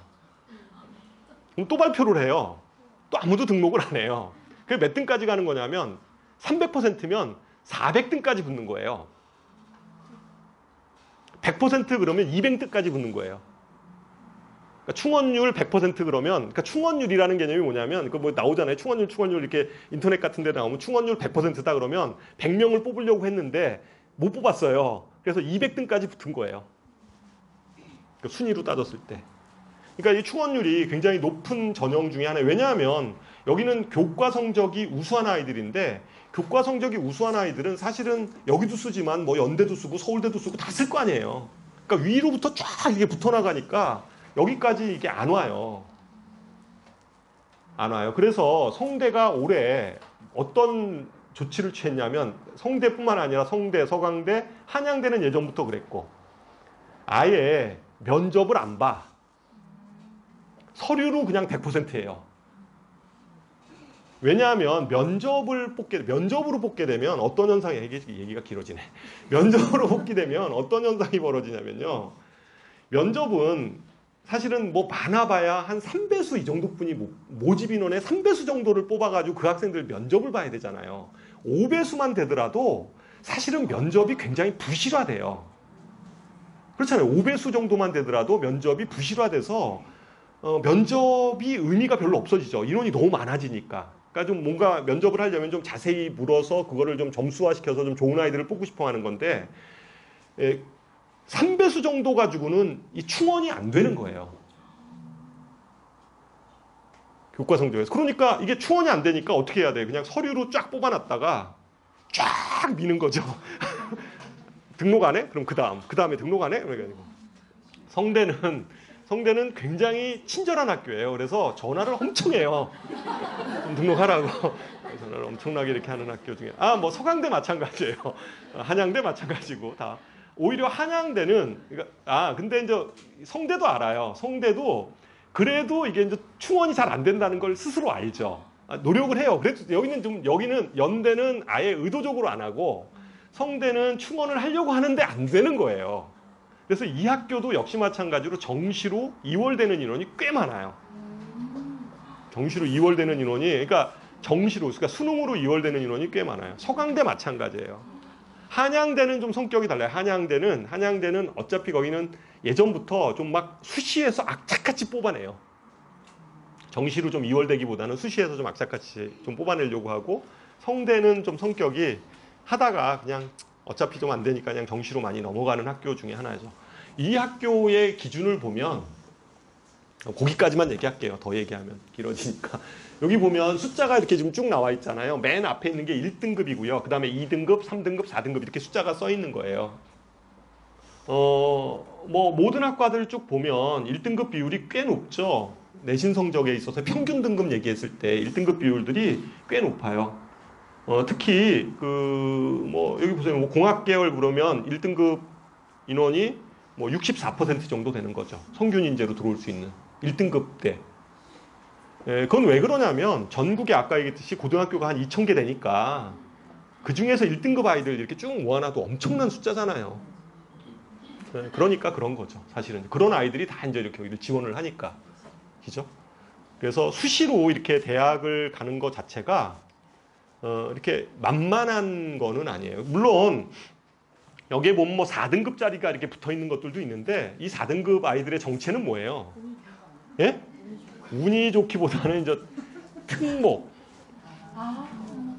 자사 이런 아이들 있죠. 특목 자사고 아이들은 워낙 내신 따기가 힘드니까 그런 아이들은 4등급 때 정도 되더라도, 예를 들면 전국형 자사고 용인 같은 데 있잖아요. 용인 이런 데들 보면 한 4등급 정도 되는 아이들이 성대까지 써요. 쓰죠. 그러니까 그런 아이들 이제 붙여주는 거예요. 이렇게 봐서 그렇게 붙는 거죠. 그리고 여기 그러니까 그런 거예요. 특목고, 그다음에 외고 이런데 인문계 쪽에서는 이제 그런 아이들에 대한 등급 분표인 거예요. 대부분의 아이들은 일반고 기준으로 보면 성대 같은 경우에 1등급 중반에서 2등급 정도까지 정도 돼야지 이 전형에, 이거는 상대 다른 전형보다, 성균관대의 다른 전형보다 교과 성적을 좀 많이 보는 전형이에요. 그래서 그래요. 이거 말고 글로벌 전형이라고 있는데 바로 그 글로벌 전형은 요거보다는 좀 약간 분포가 좀 더 떨어지기는 해요. 요거보다는 좀 분포가 좀 떨어지기는 하죠. 그런데 이제 그런 전형, 그러니까 약간 분포가 좀 떨어지는 전형은 면접이 좀 있거나 좀 그런 케이스가 있어요. 물론 성대는 요번 2020년도부터 다 서류로 그냥 끝내버렸어요. 면접은 없어요. 면접은 없이 그냥 진행을 하고.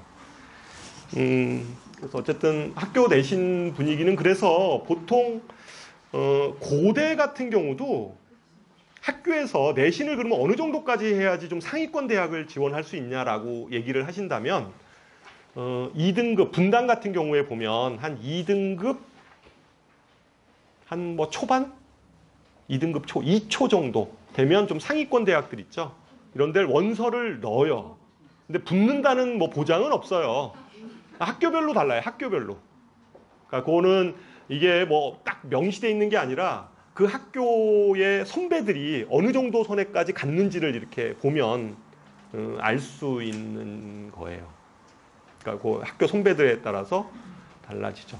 여기 의대를 보면 의대는 어느 학교건 간에 의대는 그래요. 어느 학교건 간에 1등급이에요. 다. 100%잖아요. 그냥 1등급이 100%예요. 의대는. 이런 전형, 교과 전형에 있어서는 뭐 이건 뭐 얘기할 것도 없어요.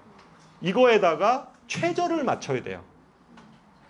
최저는 보통 영어까지 포함해서 그러니까 4개잖아요.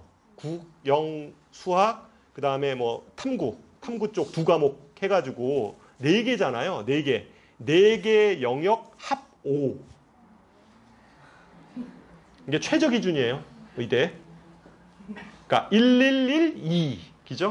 그런데 여기서 좀 과학이 약간 변수인데 과학을 어떤 대학은 2과목 평균으로 쓰기도 하고요. 2과목 평균. 그러니까 반드시 1 이렇게 돼야지 되는 게 1등급인 학교도 있고요. 어떤 학교는 1, 2도 1등급으로 쳐주는 학교가 있어요. 그건 요강에 따라 달라요.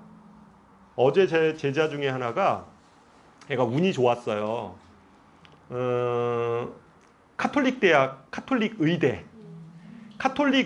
40명을 뽑아요. 고교 추천 전형으로 40명을 뽑아요. 고교 추천. 그러니까 고등학교 학교장 추천으로 40명을 뽑아요. 40명을 뽑는데 학교당 1명 추천할 수가 있어요. 학교당 1명 추천하는데 이제 얘가 그 전형을 이제 운 좋게 받았어요. 보통 이과 의대를 가려고 하는 아이들은 어떻게 학교에서 그 추천을 해주냐면 서울대에서 추천받는 게 학교장 추천받는 게 직윤이잖아요. 무슨 얘기인지 아시죠? 그거 직윤 2명 추천해 주잖아요. 전교 2명 1등, 2등한테 문과 1등, 이과 1등한테 이제 직윤이라는 그 학교장 추천을 하죠. 그런데 의대를 가려고 하는 아이들은 그 서울대 추천을 안 받아요. 왜냐하면 직윤으로는 서울대 의대를 갈 수 없으므로. 그렇잖아요. 서울대 의대를 학교장 추천받아서 가는 케이스는 진짜 뛰어나거나 이래야 되잖아요. 그러니까 그거를 아예 전교 1등인데 안 받아요, 얘가. 그리고 뭘 받냐면 카대를 받죠. 그럴 수 있잖아요. 카대를 받고 그 다음에 서울대는 일반 전형으로 집어넣어요. 의대를. 보통 그렇게 해요. 그러니까 추천 전형에서 직윤을 안 받고 카대를 받아요. 카대를 받고 1명 받아야 되니까 그걸 받고 서울대는 직윤으로 집어넣지 않고 일반 전형으로 일반 전형은 아무나 낼 수 있는 거예요. 추천 안 받아도 그냥 아무나 쓸 수 있는 거니까 일반 전형으로 보통 집어넣거든요. 얘가 막 고민을 요번에 수능이 되게 어려웠잖아요. 그래서 얘가 이제 막 고민을 하는데 얘가 좀 올해 운이 없었던 게 그러니까 이제 최저를 맞춰야 되잖아요. 그러니까 이제 추천을 받았으니까 뭐 거의 되는 나이인데 수능 그 점수가 국어는 1등급을 얘가 평상시 같았으면 답을 적어 놓았을 텐데 시간이 없었던 거예요. 이건 너무 어려우니까. 그러니까 자기가 막 헷갈리는 거예요. 이게 도대체 자기가 뭐를 하나 고쳤는데 그거가 고친 게 이 문제였으면 자기가 원점수가 96점이고 근데 그게 아니면 88점이라는 거예요. 잘못 고쳤으면. 그래서 잘못하면 뭐 2등급으로 되고 뭐 이제 이런 상황인데 뭐 자기가 잘 모르겠대요. 그러니까 국어 그렇고 수학은 다 맞았어요. 수학은 다 맞았고 그 다음에 영어가 요번에 변수가 거의 영어가 89점을 맞은 거예요. 얘가 2가 떴어. 영어가 2가 떴어요. 근데 이제 과학이 요번에 좀 웃긴 과학이 물리 아시죠? 물리가 요번에 1등급 컷이 만점이에요. 물리 시험이 엄청 쉬워가지고 1등급 물리 물원이 1등급 컷이 만점이에요. 50점 다 맞아야지 1등급이야. 2점짜리 하나 틀리면 2등급이에요.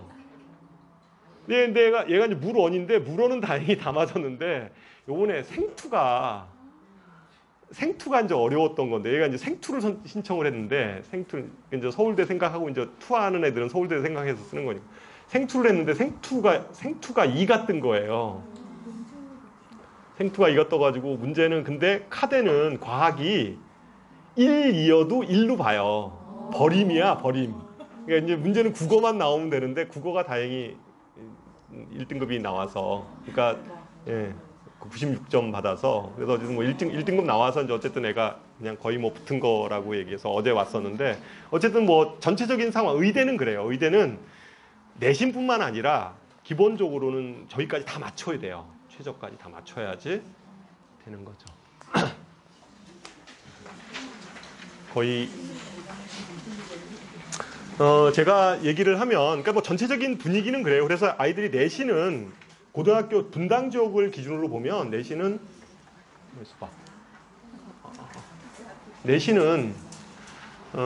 한 그 정도 해야 돼요. 그런데 우리가 수학 같은 경우에 내신을 2등급 아까 제가 좀 유의미한 등급이 2등급이라고 그랬잖아요. 2등급 한 초반까지를 해야 되는데 학교 내신에서 2등급 정도를 맞으려면 수학 같은 경우에 어느 정도 해야 되냐. 다른 과목은 제가 잘 모르겠어요. 가르치는 게 제가 그쪽이 전공이 아니어서. 근데 수학은 1등급이나 2등급을 하려면 심화 정도의 수준 가지고는 1등급, 2등급이 안 돼요. 심화 정도 수준 가지고는. 그러니까 이 고난도 문제집까지 정도를 보통 1등급, 2등급 하는 아이들이 여기까지를 풀어요. 이 고난도 문제집이라는 건 수학 문제집 한번 여기 쭉 보면요. 어머님들이 많이 알고 계시는 개념원리나 기본정석, 센 뭐 이런 거 있잖아요. RPM 이런 건 기본서예요. 이건 기본서입니다. 이거 했다고 해서 이거만 하잖아요. 요거 하는 학생들, 요거만 공부하는 고등학교 올라가서 요거만 공부하는 학생들의 등급은 대략 한 뭐 4등급, 5등급 하는 아이들은 요 정도만 시켜요.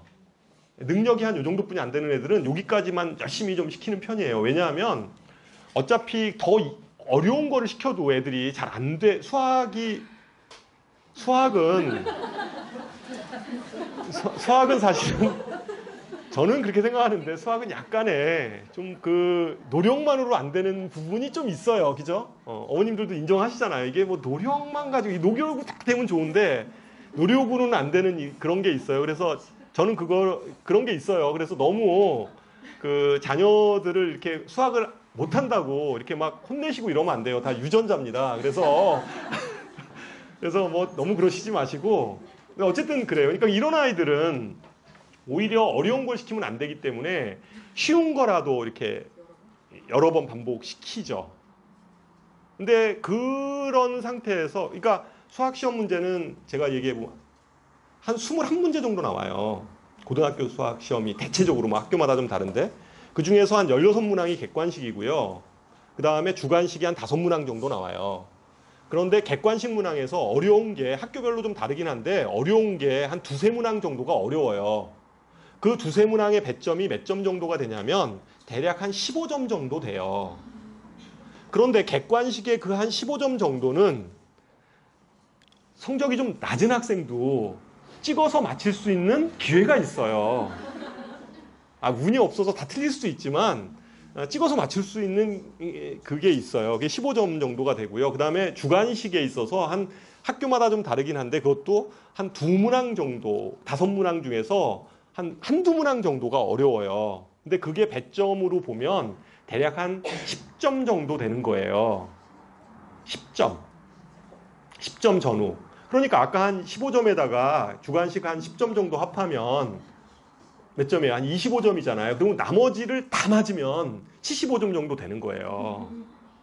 찍어서 어쨌든 그 앞에 거 뒤에 거는 찍는다고 하고 앞에 거를 다 풀면, 그러니까 기본적인 문제들 다 풀어내서 계산 실수 안 하고 풀면 대략 한 70점 정도는 맞을 수 있다는 거죠. 그러면 70점 정도의 등급이 학교에서 어느 정도 되는 거냐라고 했을 때 그게 한 3등급대. 3등급에서 4등급 그 사이예요. 등급이. 그 정도 되는 거예요. 3등급. 근데 3등급이 그 학생들한테는 유의미한 등급이에요. 그 3등급대 아이들은 또 그 등급 내에서 지원할 수 있는 대학들이 있거든요. 어차피 그 아이들이 서울대 갈 건 아니잖아요. 현실적으로 불가능한 얘기니까. 그러면 그 아이들이 그 수도권 대학이나 아니면 서울의 중하위권 대학을 지원할 수 있는 마지노선, 그런 것들이 한 뭐 3등급 대 정도 또 이렇게 유지할 수 있으니까 그런 아이들은 이제 그런 전략을 써야 되죠. 그거를 잘못해가지고 막 넌 이제 어려운 거를 막 맞춰야 돼. 너 100점을 맞아야 돼. 이렇게 하면 안 돼요. 그런 아이들은. 그러니까 오히려 좀 기본적인 것들을 좀 시켜야 되는 거죠. 그런데 상위권 대학을 또 이렇게 생각하는 어머님들 같은 경우는 이 정도를 시켜줘야 되는 거죠. 여기까지를 시켜야 돼요. 그러니까 뭐 블랙라벨이라든가 실력 정석이라든가 뭐 기출 문제들 있죠. 4점짜리 이 정도까지를 시켜줘야 돼요. 그러면 현실적인 문제가 딱 생겨요. 우리가 이제 선행학습의 정도가 어느 정도 지금 해나가야 되느냐에 대한 부분에 있어서 처음부터 아이들을 여기서부터 여기까지 끌어올릴 수는 없잖아요. 그러니까 처음에 공부하는데 처음 지금 고등학교 수학을 공부하는데 기본 정석 플러스 블랙라벨 예를 들어서 뭐 그렇잖아요. 기본 정석 플러스 그 다음에 뭐 뒤에 뭐 수능형 뭐 4점짜리 막 이런 거 시키면 애들이 좀 공부하다가 안 한다고 하죠. 나 못하겠다고 이 학원 안 다닌다 이렇게 얘기를 해요. 그러니까 그렇게 갈 수가 없어요. 그러다 보니까 어차피 아이들을 한 단계, 그러니까 한 요 단계에서 먼저 한번 하고, 그죠? 요 단계에서 한번 하고, 그 다음 단계는 한 요 정도에서 한번 좀 시켜서, 그죠? 자기 학년이 되면 한 이 정도 급을 좀 이렇게 쌓아갈 수 있도록 해줘야 되는 거죠, 아이들한테. 한 번에 그냥 완큐로 가는 게 아니라, 그죠? 한 번에 완큐로 가는 게 아니라 처음에는 요 정도 하고 그 다음에 좀 심화 단계 가다가 자기 학년이 되면 그것이 축적된 상태에서 여기로 가야 되는데 선행을 좀 잘못하는 학생들 같은 경우 보면 배울 때는 알았는데 학년이 가니까 다 까먹어서 다시 또 처음부터 해야 되는 거죠. 이거는 진짜 최악인 거예요. 그렇잖아요. 그러니까 최소한 1등급, 2등급 대를 유지하려면 최소한 선행을 하더라도 한 여기 심화 단계 정도까지는 개념 부분들이 좀 사라져 남아있고 웬만한 것들은 좀 풀어나갈 정도까지의 선행 이런 것들이 좀 돼야 되는 거죠. 그것이 안 되면 선행의 의미는 사실은 없어요. 그래서 어머님들 같은 경우에 뭐 그 선행 회의론자가 생기죠. 큰애 가르쳐보니까 선행해봐야 다 똑같아져. 나중에 가면 다 똑같아지더라. 이런 얘기들을 하세요. 근데 이제 그거는 선행을 좀 잘못해서 사실은 그런 거죠. 그래서 어쨌거나 이 정도를 하려고 하는 거고, 우리가 선행을 지금 하려고 하는 이유 중에 하나는 고등학교를 생각을 하는 거예요. 1학년 때까지는 별로 필요도 없어요. 안 해도 상관은 오히려 뭐 안 하면 더 아이들은 훨씬 뇌가 가벼워져서 그것만 열심히 하면 되니까 되는데 문제는 2학년 때 가서 골치 아파지거든요.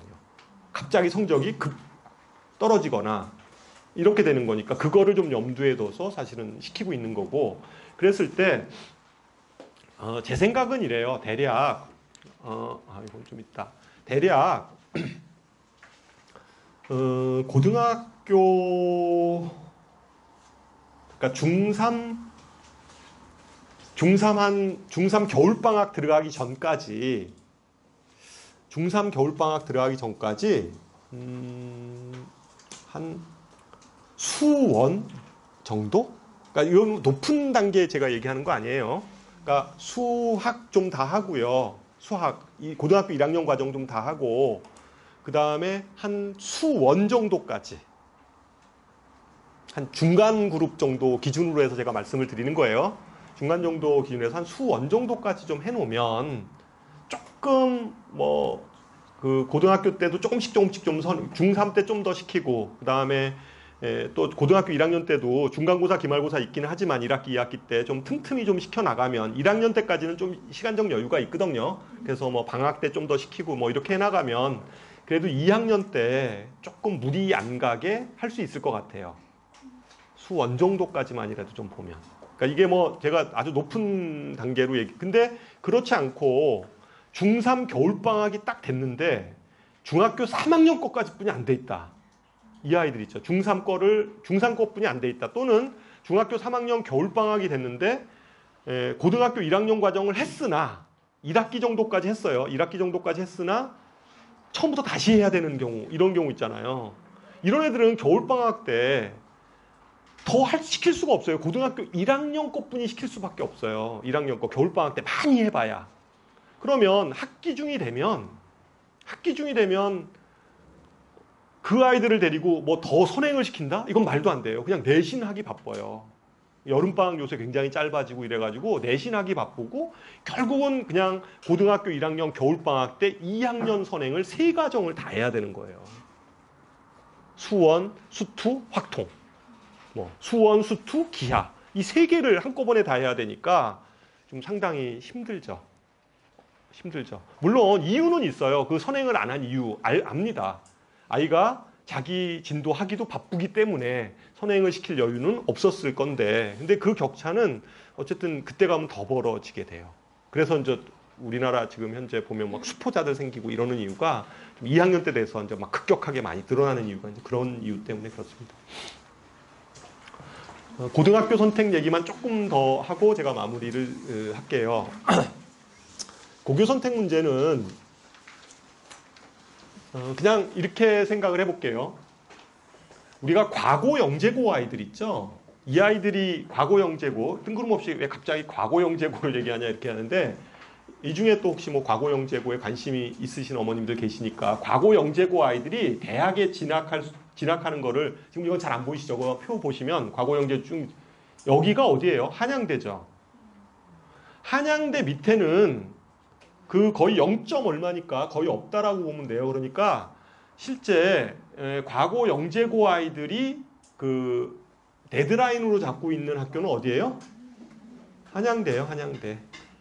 한양대까지가 그것도 뭐 굉장히 미미하죠. 한 자리 숫자 정도 되고, 대부분은 뭐 거기 과고나 영재고는 이런 뭐 카이스트, 지스트, 그 다음에 뭐 유니스트, 뭐 디지스트, 뭐 이런 학교들이 뭐 하는 학교들이냐면요.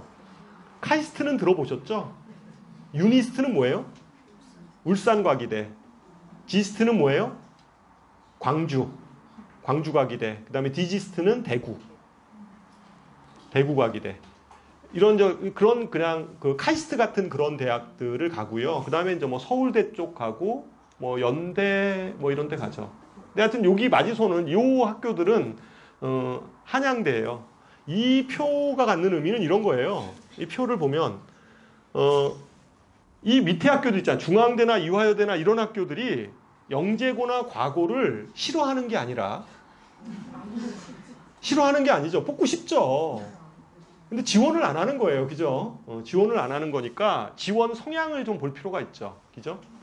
자율고 보세요. 자율고는 여기는 전국형 자사고를 얘기하는 게 아니에요. 자율고는 그러니까 뭐 광역형, 뭐 서울 같은 경우에 보면은 그냥 그 자율고들 많이 지정되어 있잖아요. 뭐 휘문고등학교라든가 거기 무슨 뭐 여고들도 쭉 있고 하여튼 그런 학교들 자율고, 광역형 자사고까지 다 합해서 보면 이 학교들의 분포들을 보면 그래도 뭐 20으로 넘어가는 학교들을 보면 뭐 서강대, 그죠? 서울대, 성균관대 뭐 이런 데잖아요. 그죠? 뭐 고대, 한양대 뭐 이런 쪽이 좀 이렇게 그 좀 수치가 좀 높죠. 물론 뭐 골고루 분포되어 있는 거는 맞는데 수치가 높은 이런 것들을 볼 수가 있어요. 이건 다시 말해서 이 학교 분위기를 얘기하는 거죠. 수치가 높다는 거는 그만큼 많이 지원을 했으니까 뭐 수치가 높지 않았겠어요. 그렇게 해석을 하는 게 맞아요. 그래서 이 학교 분위기들은 그렇습니다. 그래서 주로 여기 아이들 같은 경우는 자율고 학생들은 재수 비율이 커요. 물론 분당에 있는 고등학교들도 재수 비율이 큰 편인데 재수 비율도 좀 크고 그렇죠. 그러니까 정시로 보통 많이 좀 대학들을 가고 요 며칠 전에 저희 학원에 예전에 저희 학원에 다녔던 학부모님이 동생이 다녀서 왔어요. 그래서 걔가 용인 다니는데 용인 외대부고 있잖아요. 그쪽 다니는데 궁금해가지고 제가 물어봤어요. 수능 잘 봤어요? 그랬더니 물어보니까 어머님이 말을 안 하시더라고요. 이번에 어려웠잖아요. 그래서 얘기는 안 하시고 근데 하여튼 이번에 너무 시험이 어려워서 이제 되게 얘기를 하시더라고요. 그래서 이제 어디를 썼냐고 그러니까 서울대를 썼대요. 서울대를 썼는데 서울대 기계공을 썼다는 거예요. 서울대 기계를 썼는데 이제 면접 분위기를 말씀을 드리는 거예요. 갔는데 서울대 기계공이면 거기 쓰는 아이들이 뭐 여러 가지 부류가 있을 거 아니에요. 그 뭐 일반고 아이들도 있을 거고, 뭐 걔처럼 뭐 이런 전국형 자사고 아이들도 있을 거고, 아니면 거기에 뭐 영재고 애들도 왔을 거고, 그다음에 과고 애들도 왔을 거고, 막 뭐 이렇게 얘기를 하는데 보통 이제 일반고나 그런 자사고 어머님들 같은 경우는 뭐 전국형 자사고 어머님들도 이제 뭔가 좀 특별하게 또 나름대로의 그런 것들이 있죠. 근데 또 그 어머님 와서 얘기하는데 어떤 얘기를 하냐면 영재고 애들이 와가지고 뭐 이제 얘기를 하는 거예요. 어머님들끼리 모여가지고 그래서 막 수다 떨고 이래가지고 이게 될지 안 될지 모르겠다고 뭐 이러면서 이제 얘기를 하는 거예요. 현장 분위기를 얘기를 하는데. 그러면서 그 얘기를 들으면서 보통 일반적으로 그 학생이 용인 외대부고에서도 잘하는 아이예요. 잘하는 아이니까 이제 뭐 서울대 거기를 썼겠죠. 그러니까 이제 잘하는 아이인데도 그 학생 어머님이 또 그 면접장에 가서는 신경 쓰는 게 이제 영재고 과고 애들 있잖아요. 이거를 또 뭐 분위기를 보면서 걔네들 너무 많이 와가지고 붙을지 모르겠다고. 근데 이제 그 학생도 이게 수시가 거기가 안 돼 버리면, 그죠? 안 돼 버리면 요번 수능 같은 경우는 또 변수가 있는 거예요. 그러니까 이게 과연 그 수능 성적으로 잘 나왔으면 모르는데 그 수능 성적으로 과연 그러면 서울대를 갈 수 있을까? 뭐 이런 거 있잖아요. 뭐 이런 것들에 대한 고민들은 하시더라고요. 어쨌든 자율고의 전체적인 분위기는 재수를 하는 한이 있어도 어쨌든 이러한 좀 상위권 대학을 지원하려고 하는 이런 분위기라고 보시면 돼요. 분명한 거는 일반고보다는 상당히 학업 분위기나 이런 부분들은 굉장히 좀 열심히 하는 편이고, 아이들이, 그렇죠. 전체적인 분위기가 열심히 하려고 하는 편이고, 뭐 일반고보다는 훨씬 그 아이들이 정시에 강하죠. 전체적으로 보면 정시에 강하고 이런 아이들이 워낙 열심히 하는 아이들이니까. 일반고 비율을 보면 일반고는 뭐 전체적으로 인원이 많으니까 모든 학교들에 대해서 비율이 굉장히 높죠. 좀 특이한 것들은 일반고에서도 카이스트나 지스트나 유니스트 이런 데 있죠. 이런 데 많이 지원을 해요. 그리고 실제 많이 붙어요. 실제 많이 붙어요. 저도 제가 가르치는 학생 중에 하나 학생이 성남에 있는 그 무슨 여고더라? 그 성남 지역만 하더라도 분당보다는 좀 이렇게 많이 떨어지잖아요. 저 애들 학업이 떨어지는데 거기에서 정교권 아이예요. 저는 걔가 그렇게 공부를 잘하는지는 몰랐어요. 제가 이렇게 그냥 분당에서 가르쳤을 때는 그냥 평범한 아이였거든요. 수학 가르쳤을 때는 평범한 아이였는데 내신은 되게 좋더라고요. 하여튼 나중에 깜짝 놀랐어요. 하여튼 정교 1, 2등 하는 아이예요. 그 학교에서. 근데 걔가 아마 수능 성적으로는 그 대학 가기가 힘들 텐데 한 몇 년 전 얘기예요. 유니스트 들어갔거든요. 유니스트 들어갔는데 유니스트가 뭐 그냥 학교 서열로 보면 요즘에는 좀 더 올라갔을 수는 있는데 그 당시에는 뭐 한 고대 정도? 그 정도 수준으로 수시로 들어갔으니까 정시로는 안 되고 하여튼 수시로 들어갔는데 하여튼 일반고 학생들도 많이 뽑아요. 이런데 디지스트 이런데 보세요. 일반고 비율이 꽤 크잖아요. 디지스트나 유니스트 이런데 좀 크죠. 서울대도 많이 뽑고 기본적으로 이제 이거는 뭐 워낙 학생 수들이 많으니까 뭐 그런 거라고 생각을 하시면 돼요. 그래서 고교 선택 문제는 아직까지 한 1년 정도 남았으니까 그리고 요거 분당 지역 고등학교 요거 보세요.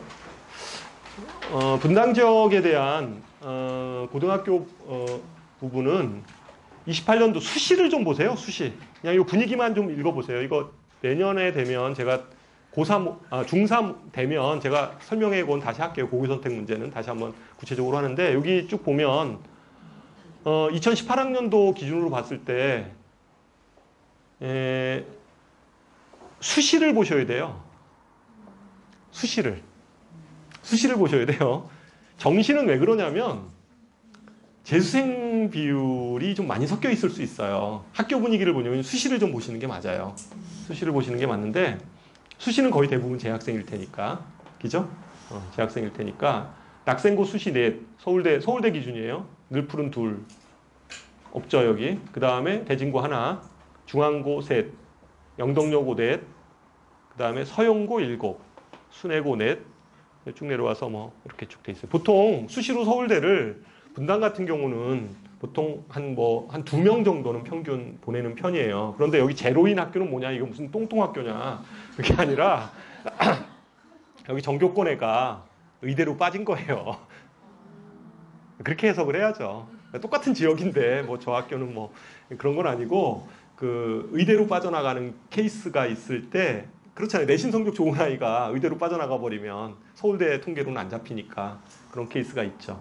근데 전체적으로 보면 이런 학교들이 지금 여기 뭐 낙생 뭐 여기 학교도 있잖아요. 여기 뭐 중앙, 영덕여고, 서현고 뭐 이런 학교들 있잖아요. 이런 학교들이 분당에서는 이렇게 입시성과 계속 전년도 거도 여기다 이렇게 내보내서 같이 평가를 했으니까 보시면 그런 학교들이 좀 일관적으로 계속 성과를 내는 학교인 걸 알 수가 있죠.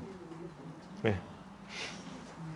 그래서 뭐 학교는 분당에서는 아까 얘기했듯이 한 뭐 2등급 초반까지가 보통 2등급 초반까지가 고대 정도까지 써요.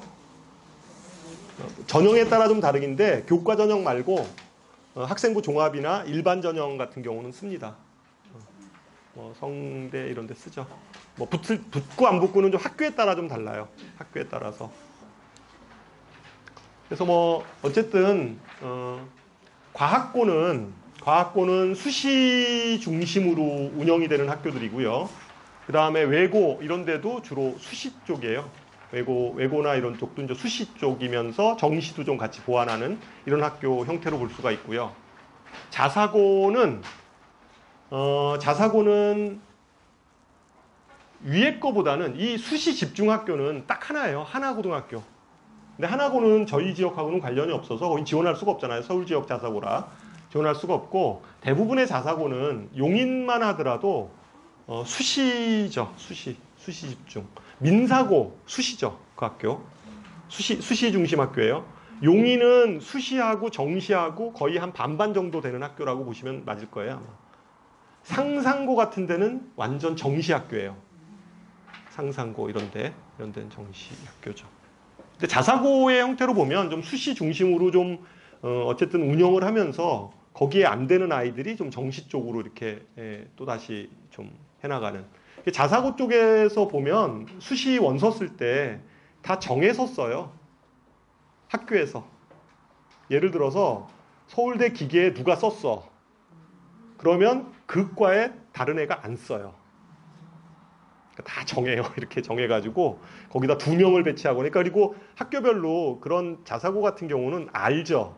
자기네 학교에서 몇 명을 보내면 그 학교에서 뽑아줬다라는 통계들에 대해서 다른 학교들도 다 알아요. 아는데 그런 통계들을 알고 있어요. 그래서 뭐 2명을 보냈는데 뭐 몇 명이 됐는지 이런 통계들을 가지고 해서 거기다가 누가 썼으면 그 다음 애를 집어넣진 않아요. 딱 정해가지고 해서 어느 정도까지 딱 커트라인을 자르고 나머지 아이들은 그러면 저 해당 사항이 없잖아요. 늘 데가 없으면 그 아이들은 그 밑에 순위로 그러니까 철저하게 서열로 쭉 이제 원서를 쓰는데 수시 원서를 써요. 자사고 같은 데는 그렇게 아예 딱 상담할 때 철저하게 걔네들 그 전교 등수가 있을 거 아니에요. 그거대로 쫙 쓰게 돼요. 쓰게 하고 거기에 해당되지 않은 아이들은 주로 이제 그러면 이제 정시 쪽으로 계획을 잡아야 되죠. 쓸 수 있는 데까지 몇 개 쓰고 그다음에 정시로 보통 잡아서 씁니다. 아니면 논술이나 뭐 이런 쪽 있잖아요. 이런 쪽으로 잡든가. 일반고 마찬가지로 일반고도 오히려 저는 그렇게 생각하는데 일반고도 오히려 상위권 아이들 있잖아요. 상위권 아이들, 그러니까 의대를 가려고 한다든가 아니면 뭐 서울대를 좀 꼭 가야 된다든가 뭐 이런 생각을 갖고 있는 어머님들 같은 경우는 자사고나 이런 데보다 오히려 일반고가 훨씬 더 유리할 수 있어요. 아까 얘기했듯이 추천서 이런 것들을 받기가 굉장히 용이하고 그죠? 추천서 이런 것들을 받기가 용이하고 일반고야말로 사실은 좀 수시 부분들에 대해서 지금 분당이라 그렇죠. 지방 같은 경우는 지방의 일반고는 무조건 수시예요. 걔네들은 지방의 일반고들은 수능 준비 안 하는 애들 거의 대부분일걸요. 걔네들은 워낙 내신이 좋으니까 내신이 좋고 수능 성적은 아주 형편없어요. 그러니까 수능 최저가 없는 그러한 대학들 있잖아요. 이런 대학들 그냥 그러니까 걔네들은 수능을 보는 게 심지어 그러니까 9월 3학년 한 1학기 정도 되면 진짜 교실이 황폐화돼 있어요. 애들 그러니까 수능을 안 봐요. 그러니까 수능을 보는 거는 저것 때문에 그 무슨 애들 특혜 받는 거 있잖아요.